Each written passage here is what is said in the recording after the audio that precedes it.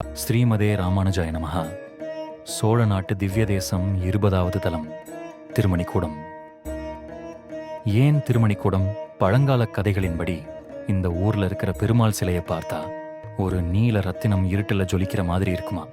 அதனாலதான் இவருக்கு மணிமாட கூத்தன பேரு. இங்க வந்து வேண்டிக்கிட்டா உங்க வாழ்க்கையில் இருக்கிற இருட்டு விலகி ஒரு வைரம் மாதிரி உங்க வாழ்க்கையை ஜொலிக்கும். காஞ்சிபுரம் வரதரின் மறு உருவம். நிறைய பேருக்கு காஞ்சிபுரம் வரதராஜ பெருமாளைத்தான் தெரியும். ஆனா சிவபெருமானின் கோபத்தை தணிக்க அதே அத்திகிரி வரதராக பெருமாள் வந்து இறங்கிய இடம் இந்த திருமணிக்கூடம். காஞ்சிபுரம் போக முடியலையா? கவலைப்படாதீங்க.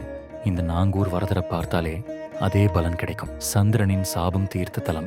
சந்திர பகவானுக்கு ஒரு சாபம் இருந்துச்சு, அவரோட அழகு மங்கி போச்சு. அப்போ அவர் இந்த திருமணிக்கூடம் வந்து இங்க இருக்கிற சந்திர புஷ்கரணி தீர்த்தத்துல நீராடிதான் பழையபடி ஜொலிக்க ஆரம்பிச்சாரு.